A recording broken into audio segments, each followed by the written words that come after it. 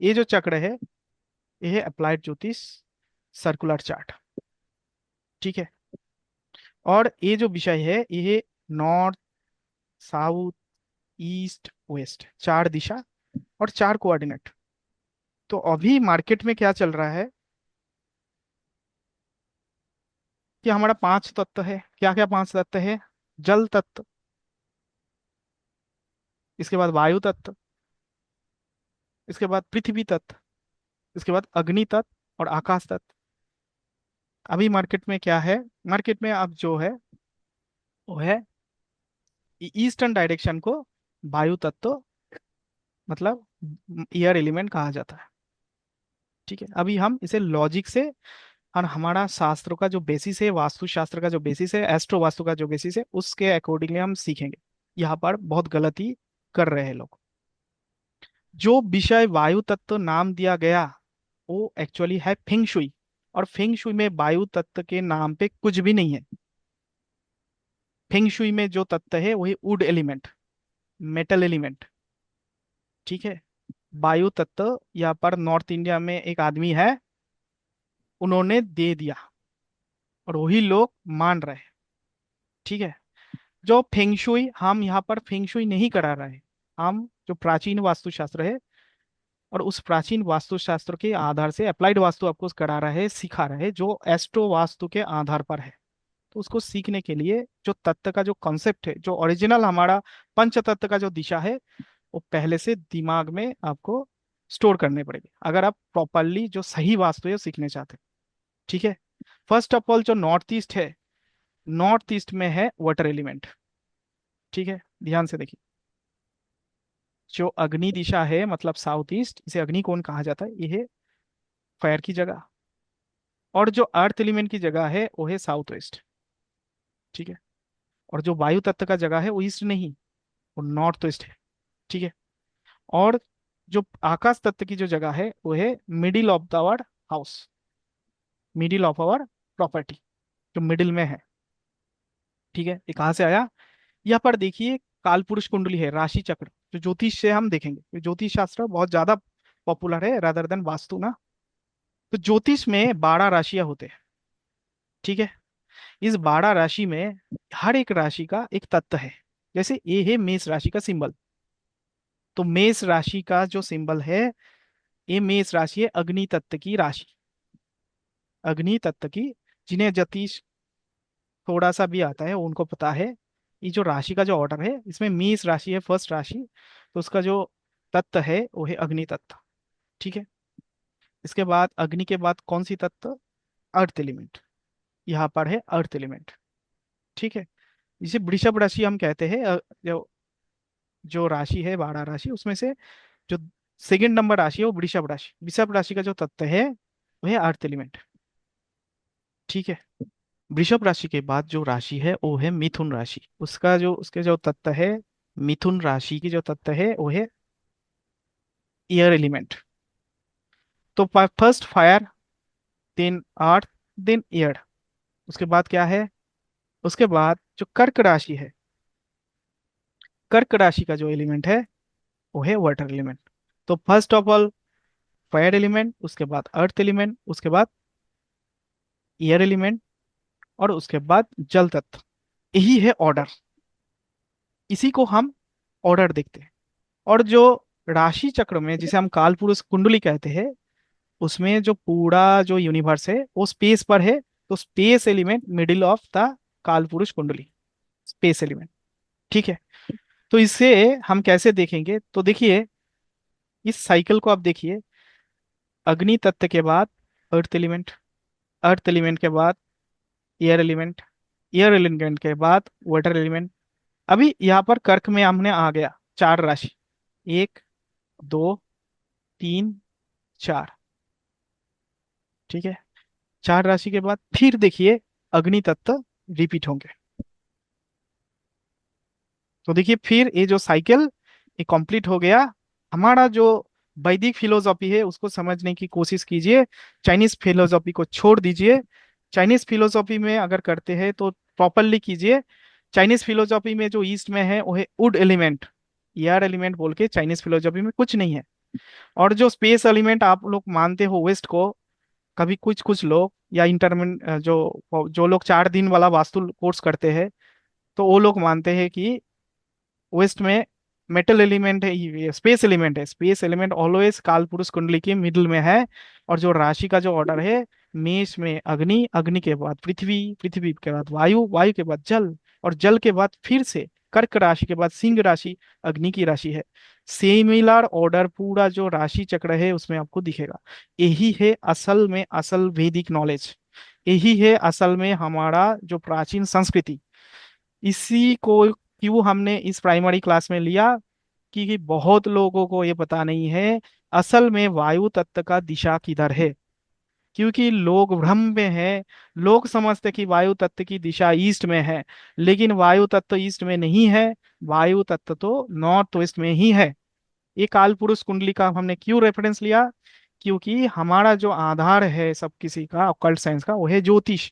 और ज्योतिष में जो काल पुरुष कुंडली है, उसमें मेष राशि के बाद ही वृषभ राशि, वृषभ राशि के बाद ही कन्या राशि जो कि वायु तत्व की है, और वायु तत्व की बाद ही जो जल तत्व वो है। कैसे इसको समझने का कोशिश कीजिए। ये जो अग्नि है, इस अग्नि का नेचर है ट्रांसफॉर्म करना। जैसे मान लीजिए इस पानी से अगर हम हीट को निकाल देते हैं, तो वो क्या बर्फ बन जाएगा, बर्फ की गोला, बर्फ बन जाएगा। बर्फ को अगर हम हीट देते हैं तो जल बन जाएगा। और जल को अगर हम हीट देते हैं तो क्या बन जाएगा, एयर बन जाएगा ना। यही है साइकिल। और एयर के बीच जो स्पेस है उसे कहते हैं हम आकाश तत्व। ठीक है, उसी का ही साइकिल है हमारा यूनिवर्स में। कोई भी वस्तु आप ले लीजिए, आइदर वो एनर्जी फॉर्म में रहेगा, मतलब अग्नि तत्व के फॉर्म में, आइदर वो सॉलिड स्टेट में रहेगा जो है अर्थ एलिमेंट, आइदर वो वायु तत्व के रूप में रहेगा गैसीय स्टेट में, और आइदर वो तरल के तरह मतलब पानी मतलब जल तत्व। इसके अलावा देखिए कुछ नहीं है। लेकिन इसका जो सही से ऑर्डर है, this is the original order. North east में है प्योर जल तत्व, साउथ ईस्ट अग्निकोण में है प्योर अग्नि तत्व, साउथ वेस्ट में है प्योर अर्थ एलिमेंट, और नॉर्थ वेस्ट में है प्योर वायु तत्व। अभी आप पूछेंगे, आप तो बोल दिया कॉर्नर में सब कुछ, नॉर्थ ईस्ट में जल तत्व, तो नॉर्थ में क्या है? नॉर्थ में है वायु और जल तत्व की मिश्रण। वायु और जल तत्व की मिश्रण। तो ईस्ट में क्या है? ईस्ट में है जल और अग्नि तत्व की मिश्रण। हम आयुर्वेद को थोड़ा सा आज टच करेंगे, क्योंकि ये जो कॉन्सेप्ट है कॉम्प्लीटली ये आयुर्वेद से आया। आयुर्वेद विधि में इसी को ही मानकर जो सलाह, जो औषधि वो प्रयोग किया जाता है। हमने बोला ना कि हमारा जो शरीर है, फर्स्ट में ही मैंने बोले थे, वो एक वास्तु है। और उस वास्तु में इसी कॉन्सेप्ट को प्रयोग किया जाता है। इसमें भी हम सब साइकिल देखेंगे, आपको सब कुछ समझ में आएगा। तो ये जो जगह है, दिस इज द कॉम्बिनेशन, मतलब ये जो नॉर्दर्न पार्ट है, ये जल तत्व और वायु तत्व की मिश्रण है। अगर बोलिए कि रियल एग्जाम्पल दीजिए जल तत्व और वायु तत्व की मिश्रण, मैं आपको बताऊंगा। जल और वायु तत्व की मिश्रण जो है वो है आकाश में मेघ जो है ना, मेघ जो क्लाउड जहां से बारिश आता है ना, वो है। देखिए वो मेघ जो है उसका कलर क्या है, ब्लैक कलर। ब्लैक कलर मेघ से ही तो बारिश होता है ना। तो इसलिए फेंगशुई में भी, क्योंकि फेंगशुई 3,000 साल पुराना है, टाओइज्म, और वास्तु 5,000 साल पुराना है। तो फेंगशुई का जो कॉन्सेप्ट है वो इंडिया से गया वहां पर। तो उन्होंने क्या किया, उन्होंने इसका नाम उसके अकॉर्डिंगली, टाओइज्म के अकॉर्डिंगली मॉडिफाई कर दिया। ठीक है। तो वो जो वुड एलिमेंट कहते हैं, वो वुड एलिमेंट एक्चुअली हमारे यहाँ पर है, हम अभी पढ़ेंगे। जो जल और अग्नि का मिश्रण को हम कहते हैं आयुर्वेद में पित्त। पित्त। ठीक है, उसका कलर है ग्रीन कलर। ठीक है। जो जल और अग्नि तत्व का जो मिश्रण है, दिस इज पित्त। इसे एक दोष कहते हैं, ईस्टर्न पार्ट में है। हम वास्तु में अगर आप इंटरेस्ट रखते हो, डीप स्टडी करते हो, तो हम इसको पढ़ेंगे, क्योंकि यहाँ से हम रेमिडीज करते हैं। तो जल और अग्नि का मिश्रण है ईस्टर्न पार्ट पे, वायु और जल का मिश्रण है नॉर्दर्न पार्ट में, अर्थ और ये जो जो हमारा अग्नि का जो मिश्रण है वो साउदर्न पार्ट में। और अभी आप बताइए, अगर आप हमें पूछते हैं कि इसका रियल एग्जांपल दीजिए, कि अर्थ और अग्नि का मिश्रण पृथ्वी पर कहाँ पर है, जो मैग्मा ज्वालामुखी से निकालते हैं ना, this is called the southern part. वही मैग्मा को हम कहते हैं अर्थ और अग्नि का मिश्रण। वो पूरा की पूरा अग्नि नहीं है, वो अर्थ और अग्नि की मिश्रण है, क्योंकि उस मैग्मा से ही तो अर्थ का फॉर्म होता है ना। जो पृथ्वी है उस मैग्मा से ही तो फॉर्म होते हैं, वो ठंडा होंगे, उसके बाद वो नदी से बहेंगे, उसके बाद तो मिट्टी होंगे ना वो। तो देखिए अल्टीमेटली वही है मिश्रण, वही है साइकिल प्रॉपरली। और वायु और अर्थ की जो मिश्रण है वो है उसमें है, ये वायु और अर्थ की जो मिश्रण है वो इसमें है। तो तो आठों जो दिशा है, एक दिशा है, तो इस दिशा में क्या है, जल तत्व प्योरली वाटर एलिमेंट। नॉर्थ में क्या है, जल और वायु की मिश्रण। और साउथ ईस्ट में क्या है, अग्नि तत्व। और साउथ में क्या है, अग्नि और अर्थ एलिमेंट का मिश्रण। और नॉर्थ ईस्ट में क्या है, जो पूरा की पूरा वायु तत्व है। और वेस्ट में क्या है, वायु तत्व और अर्थ एलिमेंट का मिश्रण है। अगर हम अगर पूछते हो कि इसका क्या फायदा है, आपने क्यों सिखाया, हम तो बिगिनर लेवल पे हो, यही से ही हम जो रेमेडीज वगैरह है वो करते हैं। देखिए आयुर्वेद में त्रिदोष है, त्रिदोष मतलब तीन दोष है। क्या दोष है, उसी दोष के कारण हमारे शरीर में रोग पैदा होता है। क्या क्या दोष है, एक है वात। वात मतलब आपको समझ में आता है, वो बहुत ज्यादा तकलीफ हो रहा है पा में, कुछ कुछ लोग को बात रोग होते हैं ना, तो उसे कहते हैं बात। वो आयुर्वेद का एक टर्म है। एक है पित्त, ठीक है। और एक है हमारा पित्त थली है ना हमारे शरीर में, वही है पित्त। और एक है कफ। हम जब जब हमारा ठंडा लगता है तो उस टाइम पर हमारे मुंह से निकालते हैं ना सॉलिड सॉलिड पार्ट, ये पार्ट। तो उसी के अकॉर्डिंगली हमारे शरीर में उसी तीन दोष के कारण हमारे शरीर में रोग, जो भी डिजीज है वो होते हैं। हमारे घर में भी इसी तीन दोष के कारण वास्तु दोष पैदा होता है। इसे ध्यान से समझ, क्योंकि इस विषय, इस जो विद्या है मैं सिखा रहा हूँ, इस विद्या में अगर आप मास्टर हो जाते हो, मतलब इसी पांच तत्व वाला जो थ्योरी है, फेंगशुई वाला नहीं, हमारा इंडियन वाला, इसमें अगर आप मतलब इसे आप समझ ले तो कोई भी वास्तु दोष आप निवारण कर सकते हैं। कोई भी वास्तु दोष बिना तोड़ फोड़ के आप निवारण कर सकते हैं। ध्यान से समझ, जो वायु तत्व है उसके साथ अगर स्पेस एलिमेंट मिलावट होते हैं तो उसको कहते हैं हम वात दोष, ठीक है। उसके साथ अगर अर्थ एलिमेंट के साथ वाटर एलिमेंट का मिलावट होते हैं तो उसे हम कहते हैं कफ दोष, ठीक है। क्योंकि कफ का नेचर देखिए, इसके याद रखने के लिए, कफ का क्या नेचर है, सॉलिड प्लस लिक्विड। तो सॉलिड सॉलिड पार्ट होता है ना कब, अब जो अगर उसमें से पानी ज्यादा चला जाता है तो अर्थ एलिमेंट मतलब सॉलिड बन गया। सॉलिड के साथ वाटर को मिलाने से कब बनते हैं, मतलब अर्थ एलिमेंट के साथ वाटर को मिलावट करने से कब बन जाते हैं। और उसके साथ अगर ईथर, ईथर मतलब आकाश तत्व के साथ अगर वायु तत्व को मिलावट हो जाता है तो वात बन जाते हैं। वात, वात रोग होते हैं ना, वात रोग, वो वात है। और अग्नि और जल, ये अगर मिलावट हो जाता है तो बन जाता है पित्त। तो यही तीन दोष है, इसके अलावा वास्तु में और कोई दोष नहीं है। अगर नॉर्थ ईस्ट में आग आ गया तो पित्त दोष बन गया, मतलब वास्तु दोष बन गया। अगर साउथ ईस्ट में पानी आ गया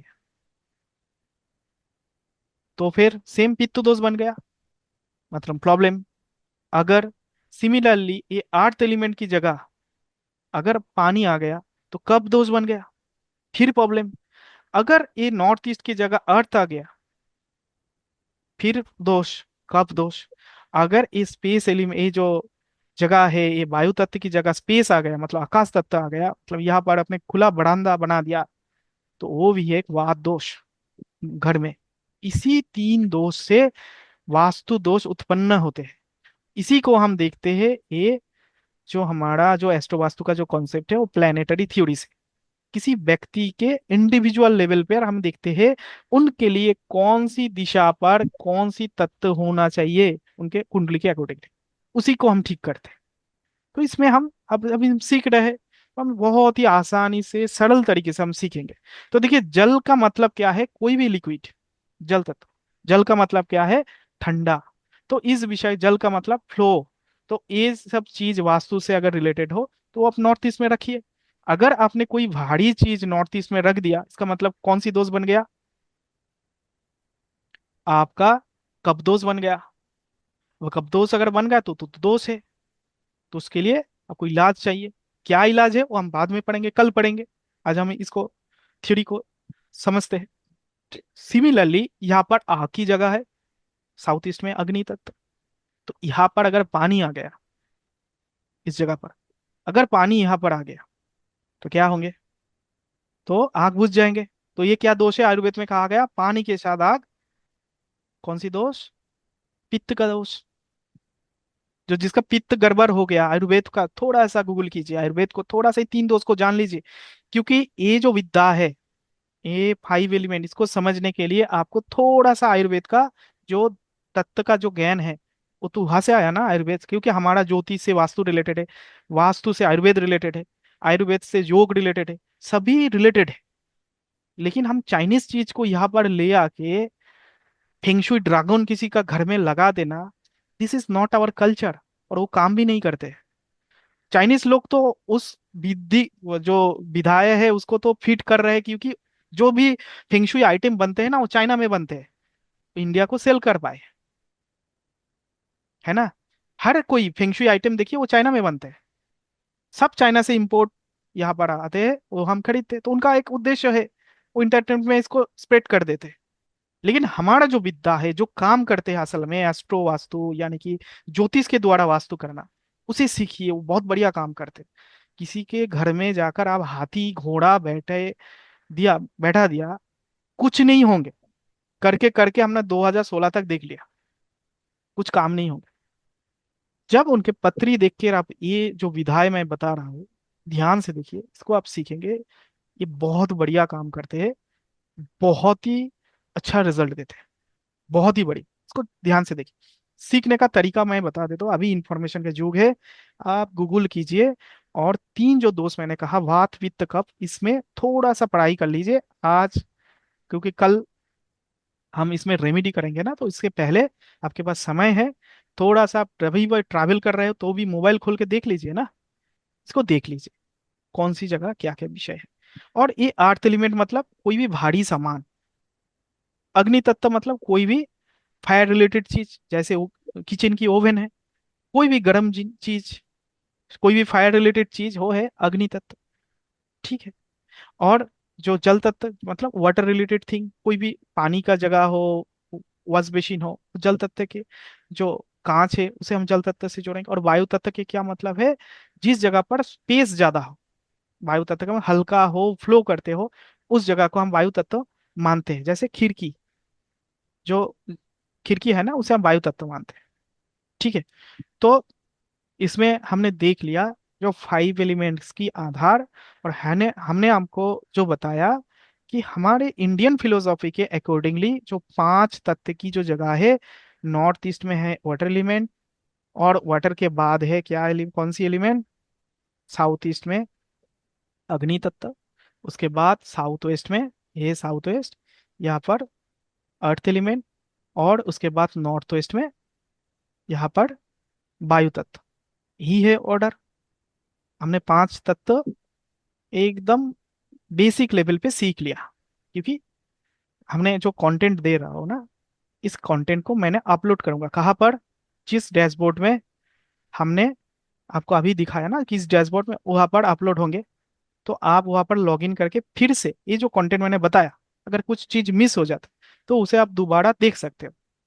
ठीक है। आज ही हम नहीं अपलोड करेंगे, 2-4 दिन में हम अपलोड कर देंगे, और वहां पर स्टडी मटेरियल्स भी अपलोड करेंगे। तो हमने 5 तत्व का जो ऑर्डर है उसे हमने देखा। अभी हम देखेंगे थोड़ा सा हम अब सीखेंगे जो कालपुरुष कुंडली है, जो राशि है, उसका नाम हम सीखेंगे। क्योंकि हमारा जो अप्लाइड वास्तु का आधार है, वो है एस्ट्रोलॉजिकल विषय को भी हम लेते हैं। क्यों लेते हैं? देखिए, एक घर में अगर वास्तु दोष पैदा हुआ, तो वो वास्तु दोष का प्रभाव किन को मिलेंगे? किन्हें मिलेंगे? वो तो सभी को नहीं मिलते हैं ना। किन को मिलते हैं? घर का जो, हम आप अब तक क्या जानते थे, घर का जो प्रमुख है उनको ही मिलते हैं ना। एकदम गलत, एकदम गलत। हमारे पास जितना केस स्टडीज है, हमने जो देखे हैं 13 साल से आज तक, 2013 साल से आज तक, वास्तु पत्री के अकॉर्डिंगली काम करते हैं। इसीलिए एक फ्लैट के ऊपर दूसरे फ्लैट एक ही वास्तु है, लेकिन प्रभाव अलग अलग है। तो पत्री में थोड़ा सा ज्ञान होना जरूरी है। इंटरनेट से बहुत अच्छे से आप समझ सकते। थोड़ा सा मैं बता देता हूं। जैसे हमने अभी बताया कि ये है मेष राशि, इसको हम हटा देते हैं इसको समझने के लिए।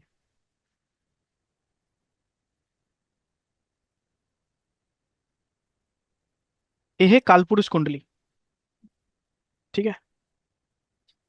ये जो कालपुरुष कुंडली है, ये कालपुरुष कुंडली क्या है एक्चुअली? कुंडली क्या है? कुंडली का मतलब है हमारा जो ये आपको दिख रहा है ना, इसे हम अगर चलाते हैं इस वीडियो को, तो ऐसे घूम रहा है ना, सब कुछ ऐसे घूम रहा है ना। इसको देख, अगर हमने इस टाइम पर कोई बच्चा जन्म ले लिया, इस टाइम पर ये जो प्लानिटरी पोजीशन है, इसका एक स्नैपशॉट हमने ले लिया। मतलब जैसे हम फोन में स्नैपशॉट लेते हैं ना, ऐसे हमने एक स्नैपशॉट ले लिया। और उसके बाद आप पृथ्वी से अभी क्लास खत्म होने के बाद आप अगर आसमान में कोई भी बादल नहीं है, तो आप देखिए बहुत सारा तारा आपको दिखेगा। वो जो तारा है ना, वही है राशि। वो खाली आंख में दिखते हैं। वो जो राशि है, इस महीने इस जगह पर ही आप देखोगे, और पृथ्वी घूम रहा है तो उस राशि जैसे सूरज चेंज हो जाता है, वो राशि बहुत दूर में है, बहुत दूर है। तो उसका वो है फिक्स्ड, वो कभी हिलते नहीं है। ठीक है। आज के डेट में इस टाइम पर इसी साल इसी सन पर वही राशि वहां पर ही आपको दिखेगा। तो ये जो राशि है, चारों तरफ एक राशि, ये जो राशि है चारों तरफ, पृथ्वी के चारों तरफ, आप मान लीजिए 12 जोडियाक है। और ये जो स्नैपशॉट के अकॉर्डिंगली इसमें, अगर आप पृथ्वी, ये है पृथ्वी, इसमें 12 डिविजन्स कर दीजिए इक्वली, जैसे हम वास्तु में करते हैं ना, ऐसे करके 12 डिविजन्स अब कर दीजिए। अगर हमने 12 डिविजन्स कर दिया, तो हर एक डिविजन में एक ग्रह है। यही है बर्थ चार्ट। इसी को हम ऐसे चौक, ऐसे क्रॉस क्रॉस करके ग्रहों को बैठते हैं। यही सिंपल चीज, बहुत ही सिंपल चीज, बहुत ही सिंपल चीज है। इसी को पढ़ा जाता है कौन सी भाग में कौन सी ग्रह हो। जैसे हम वास्तु में देखते हैं ना, नॉर्थ ईस्ट में टॉयलेट है, नॉर्थ ईस्ट में किचन है। तो एस्ट्रोलॉजी में क्या है? इस घर में, मतलब इस राशि पर इस ग्रह स्थित है। सेम चीज हम वो ग्रहों से पता करते हैं। तो बर्थ चार्ट क्या है? जन्म के टाइम पर लिया गया स्नैपशॉट ही बर्थ चार्ट है। मैं आशा रखता हूँ समझ गया आपने। तो इस बर्थ चार्ट को अगर हम ऐसे रिप्रेजेंट करते हैं कि ये है मेष राशि, ये है पृथ्वी मिडिल में, जैसे हमने वहां पर डिवीजन किया, तो इसके चारों ओर मैंने एक नंबर राशि से कह दिया, ये 2 नंबर राशि है, ये 3 नंबर राशि है। हर एक राशि टोटल 12 राशि है। तो 360 डिग्री में कितने हैं? 12 राशि। तो एक राशि का क्या है? 360 डिवाइडेड बाई 12। इसका मतलब क्या है? आंसर क्या आएंगे? 30 डिग्री। तो एक राशि है 30 डिग्री, क्योंकि हमने टोटल 360 डिग्री को 12 बड़ा बड़ा भागों में बांट दिया। तो एक है 2 नंबर एक राशि, इसका नाम है मेष राशि। भेड़ जैसे जगह इसको लगी है मेष राशि। वृषभ राशि, वृषो ये संस्कृत शब्द है, इसका अर्थ है सांड। तो देखिए सांड का तरह दिखते हैं ना। तो देखिए सेकंड 2 नंबर राशि, ये है मिथुन राशि, ये ट्विन, इसे ट्विन कहते हैं, मिथुन। सब संस्कृत, इसका एक मीनिंग है। ये है कर्क राशि, ये केकड़ा जैसे दिखते हैं ना, तो इसे कर्क राशि 4 नंबर राशि। ये ये तो कौन है आपको पता है, लायन है। सिंह राशि 5 नंबर राशि है। ये कन्या का छवि है, तो क्या है? कन्या राशि 6 नंबर राशि है। यह तुला राशि, तुला यंत्र कहते हैं ना, तुला यंत्र, तुला राशि 7 नंबर राशि। ये तो बिच्छू है, आपको पता है। तो ये वृश्चिक राशि 8 नंबर राशि। ये धनुष है, तो क्या होंगे? धनु राशि 9 नंबर राशि। और ये क्या है? ये मकर, मकर मतलब समुद्र छागल इसको कहते हैं, मकर। इसका ऊपर में एक प्लेनेट बैठे है, दिख नहीं रहा आपको। ये है मकर राशि, ये 10 नंबर राशि है। 11 नंबर राशि कुंभो, मतलब पानी मतलब एक बर्तन है, इसका सिंबल कुंभो, उसमें पानी रखा जाता है। तो इसका जो सिंबल है, ये है 11 नंबर राशि। और जो लास्ट जो 12 नंबर राशि है, इनसे मीन राशि, दो मछली वाला, तो ये है 12 नंबर राशि।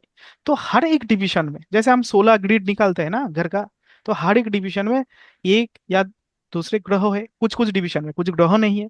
तो ये एक आदमी इसी स्नैपशॉट लेके, मतलब इसी कुंडली लेके अगर जन्म ले लिया, तो उसके जीवन में जो घटना घटेगा, इसी से हम पता करते हैं कौन सी राशि पर कौन सी ग्रह स्थित है, उसी के अकॉर्डिंगली। उसका फर्दर डिविजन किया जाता है, वो हम सीखेंगे। हम अभी नया नया सीख रहे हैं। हमने समझ लिया बारह राशि क्या है, उसका ऑर्डर क्या है, किन राशि को क्या कहते हैं, क्यों इसका सिंबल, सिंबल से भी हम पता कर सकते हैं। आप सब लोग तो राशिफल देखते ही हो, वो पता होना चाहिए। राशि किसे कहते हैं? जिस राशि पर आपका चंद्रमा स्थित है उसे हम कहते हैं राशि। तो इस कुंडली में कौन सी जगह चंद्रमा स्थित है? यहाँ पर मीन राशि पर चंद्रमा स्थित है, तो हम क्या कहेंगे? यह है मीन राशि का चार्ट। समझ गए? तो और इसी चार्ट को नॉर्थ इंडिया में अलग से, ईस्ट इंडिया में अलग से, साउथ इंडिया में अलग तरह से रिप्रेजेंट किया जाता है। सिंपल, यही है सिंपल। इस राशि को हमने क्यों सीखा? क्योंकि हमारा जो मेथड है वो एस्ट्रो वास्तु के आधार पर है। क्योंकि इंडिविजुअल लेवल पर, जैसे मैंने अभी एक प्रश्न पूछे आपसे कि घर में वास्तु दोष है वो किन के ऊपर लागू होंगे, वो वास्तु दोष का प्रभाव किन को मिलेगा? वो सिर्फ घर का जो ओनर है, जो मालिक है, उनके ऊपर नहीं, जो उनका जो मुखिया है उनके ऊपर नहीं, पत्री के अकॉर्डिंगली उनको प्रभाव मिलेगा।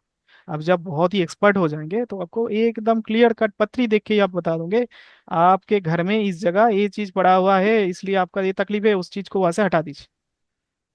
इस एक्सपर्ट होने के लिए आपको पढ़ाई करना पड़ेगा, बहुत ही बुक्स वगैरह हो जो भी हो, ध्यान से समझना पड़ेगा। लेकिन 4 दिन में तो आप वास्तु कंसल्टेंट नहीं बन सकते। 4 दिन में आप फेंग शुई बन सकते हो आइटम या प्रोडक्ट बेचने के लिए। क्योंकि ये जो विधि है, इस विधि को प्रॉपरली जानने के लिए आपको बेसिक लेवल से, जैसे दिशा, मेजरमेंट, ग्रिड, 45 वास्तु देवता, वास्तु पुरुष मंडल, 32 इफेक्ट, 16 दिशा, सभी में आपका ज्ञान, और उसके साथ साथ इंडिविजुअल कुंडली में भी ज्ञान होना चाहिए। उसी के बाद आप किसी को 100% सॉल्यूशंस दे सकते हो। अदरवाइज जो सॉल्यूशन देंगे ऐसे हेड टेल, या तो यस या तो नो, मतलब हो भी सकता है ना भी हो सकता है, ऐसे उपाय होंगे। ठीक है, विषय ऐसे है। तो अभी 9 बज गया, तो आज के लिए हम ऐसे ही छोड़ देते। नेक्स्ट डे हम क्या पढ़ेंगे? नेक्स्ट डे बहुत ही इंपॉर्टेंट टॉपिक है। क्या टॉपिक है? जो 16 जो जोन है उसको दिखा देता हूं मैं अभी। 16 जो दिशा है, अच्छा, ये हम कल पढ़ेंगे कि क्या क्या कलर है कौन सी तत्व से। ये देखिए कलर के अकॉर्डिंगली इसको दिया गया। ये पित्त का, पित्त है, ये है पानी। तो ये है श्लोक विश्वकर्मा प्रकाश ईशान्यम देवताज्ञम पूर्व स्नान मंदिरम च। हम इस श्लोक को डिकोड करेंगे। ये जो 16 जोन आप जिनको समझते हो ना, जिन्होंने बनाया, किसी ने नहीं बनाया, विश्वकर्मा प्रकाश की है। बहुत लोगों को पता नहीं है। आप विश्वकर्मा प्रकाश डाउनलोड करके इस श्लोक को ले लीजिए। यहाँ से ही 16 जोन का जन्म हुआ, मतलब यहाँ से ही 16 जोन है। और इसमें ही एट्रीब्यूट्स लिखा हुआ है कि नॉर्थ में कैरियर कौन सी जगह, ये जो 16 दिशा है ना, इस 16 दिशा का हम एट्रीब्यूट्स पढ़ेंगे। और इसके बाद हम एक रियल केसेस करेंगे। हमारा जो सॉफ्टवेयर है, सॉफ्टवेयर के माध्यम से, कि कैसे एक जो फ्लोर प्लान उसे ग्रीड करके हम बताएंगे कि यहाँ पर क्या क्या वास्तु दोष है, उसे हम रियली करेंगे। और वहां पर हम रेमेडीज भी अप्लाई करेंगे जो हमने आज सीखा और कल हम सीखेंगे। ठीक है? तो आशा रखता हूँ कल आप जरूर ज्वाइन, अगर आपको इंटरेस्ट आया इस विषय को लेकर तो जरूर ज्वाइन करिए। क्योंकि कल हम रेमिडियल पार्ट करेंगे और 16 जो दिशा है उसको सीखेंगे, और कैसे रेमिडीज किया जाता है उसे भी हम सीखेंगे।